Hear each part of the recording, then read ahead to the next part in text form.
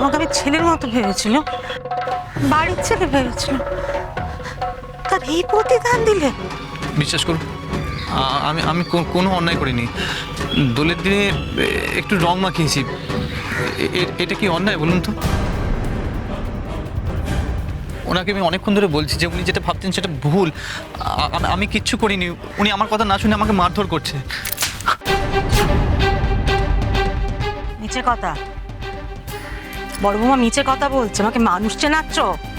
শিগগির বলো, আমার মেয়ের সঙ্গে তুমি কি করেছো? আমি আমি আমি সত্যি কিছু করিনি। আমি তো ওর সাথে বন্ধুত্ব করতে চেয়েছি, ও তো সেটাই চেয়েছিল।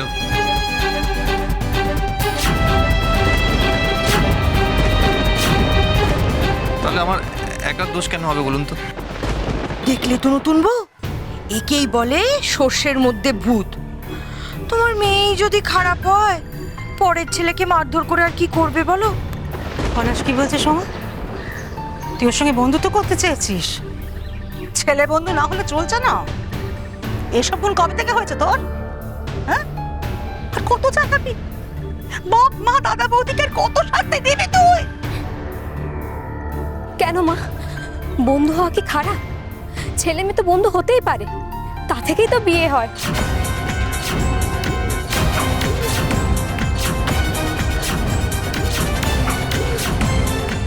বাবা, তোমার কি স্পিড হাওয়ায় উঠছে? বন্ধুত্ব থেকে বে, তুই কি পাগল হয়ে গেলি? তোর মাথা সব কে ঢুকিয়েছে? ঝগড়া? সত্যি করে বল সোমা, কে ঢুকিয়েছে? এটা যদি সত্যি হয় পলাশ কুমার, তোমার কপালে কিন্তু অশেষ দুর্গতি আছে। মা, তোমরা সবকিছুতেই পলাশের দোষ খুঁজছো। আমি তো তোমাকে বলছি ও তেমন কিছু করেনি, বড় বৌদি বাড়াবাড়ি করছে। মিথ্যে কথা বলো না সোমা। পলাশ একজন অপরিচিত ছেলে হিসেবে যা করেছে অন্যায় করেছে, কিন্তু তোমার প্রশ্রয় ছিল। যা হয়েছে আমি নিজের চোখে দেখেছি। তুমি আমাকে সহ্য করতে পারো না বড় বৌদি, আর সেই জন্য তুমি আমার নামে বানিয়ে বানিয়ে কথাগুলো বলছো। আমি কেন ওকে প্রশ্রয় দেব? আমি তো একটা মেয়ে, আমার লজ্জা নেই নাকি? সেটাই তো, এত নির্লজ্জ হয়ে গেলে কি করে তুমি? যা হয়েছে সেটা স্বীকার করো। আমি কি এমন করেছি যে আমি স্বীকার করব? বড় বৌদি আর পলাশ এসব বানিয়ে বানিয়ে বলছে। তুমি তো হেভি ভুলবার। হ্যাঁ, তুমি পলাশকে দেখা মাত্র হেরিয়ে প্রেমে পড়ে যাওনি? হ্যাঁ, আর আমি দেখেছি সেদিন তুমি পান্তুয়াতে লঙ্কা গুঁড়ো মিশিয়েছিলে, যাতে ওর কষ্ট হয় আর মা ওকে বাড়িতে রেখে দেয়। না বাবা, মিষ্টিটা খেয়ে জলটা খেয়ে না।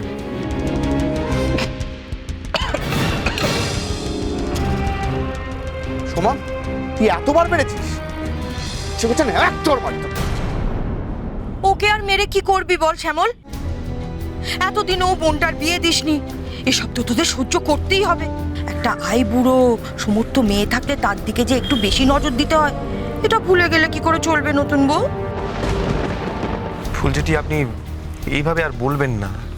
আমরা সত্যি বুঝতে পারিনি সময় এরকম কিছু করতে পারে। কাকুলি না বলে তো আমরা জানতেও পারতাম না। তাও ভালো, এবারের অন্তত কেউ একজন তো জানে যে সোমা কি করছে, তাহলে সবাই মিলেই তো ওই ছোড়াটাকেই একা দোষী ভাবতো। হ্যাঁ, আমার না সব দিকে নজর। আমাদের বাড়িতে কি বদি একাই গোয়েন্দা নাকি? তোমার যদি এতই সব দিকে নজর, তোমার থেকে এত ছোট তোমার ছোট ননদ সেরকম একটা অসভ্যতম করছিল, তুমি কিছু বলনি কেন? আচ্ছা, আমাদের না হয় না বলেছো, না বলেছো, তোর স্বামী কি জানোনি কেন? আচ্ছা, আমাদের কাছে কি কখনো ভালো মানুষ আসতে পারে না? কত লোককে বিশ্বাস করলুম, নিশ্চিত কাজে নিল, সবাই আমাদের এভাবে ঠকালো। আমি চাইলে তোমাকে এক্ষুনি পুলিশে দিতে পারি পলাশ। তুমি খুব বড় অন্যায় করেছো, কিন্তু তোমার বোন কম বড় অন্যায় করেনি, তাই তোমাকে ছেড়ে দিচ্ছে। শুধু একটা কথা মনে রাখো, এই তল্লাটা যেন তোমাকে আর দেখতে না পাই আমরা কেউ। যাও। এভাবে ময়দান ছেড়ে পালালে তো হবে না। দাদাকে মুখ দেখাবো কি করে? দাদা আমার ভুল হয়ে গেছে, আমাকে ক্ষমা করে দিন। এখান থেকে চলে যাও পলাশ।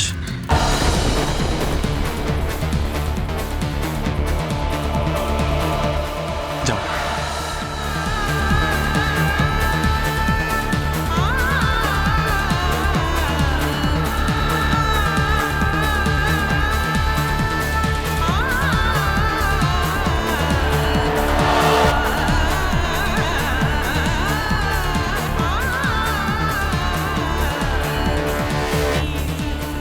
একবার, শুধু একবার তোমার ভালোবাসার কথা সবাইকে বলো।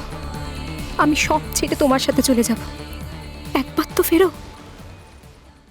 এবার ক্লাইম্যাক্স শুরু।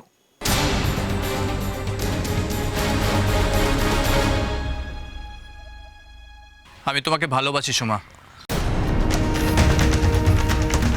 তোমাকে ছাড়া বাঁচবো না।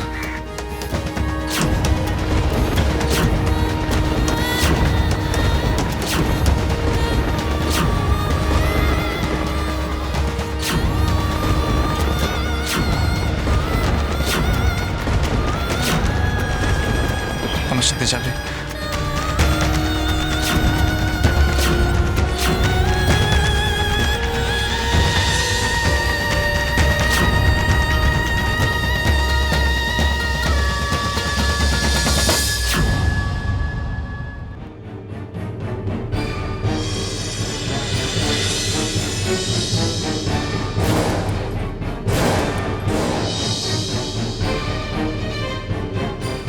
নতুন বউ, তোমার মেয়ে এসব কি করছে গো?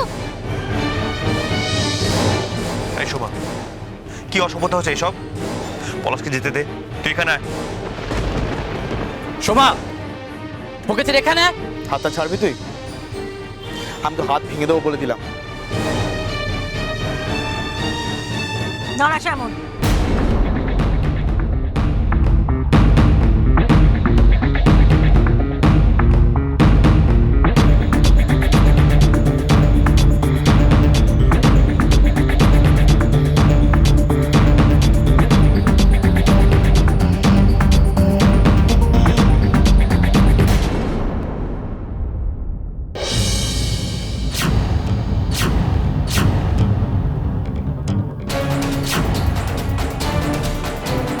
তুমি আমাদের আলাদা করতে পারবে না মা। আজ যদি পলাশ এখান থেকে চলে যায়, আমিও ওর সাথেই চলে যাব।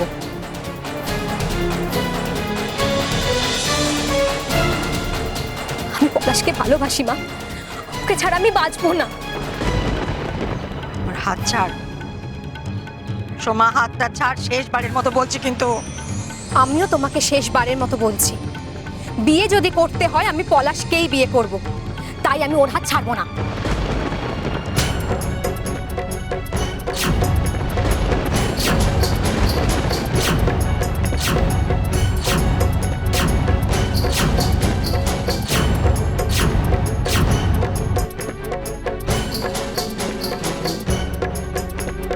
বাইরের লোক আমার শিক্ষের দিকে, আমার শাসনের দিকে আঙুল তুলবে, ভবানীর চোখের জল ফেলবে। তুই কি ভেবেছিস কি ভবানীকে? এবার সবকিছু সবাই জেনে গেছো, আমাকে আমার মতো চলতে দাও। আমি তোমাদের সাথে থাকতে চাই না। আমি পলাশের সাথে এখান থেকে চলে যাব।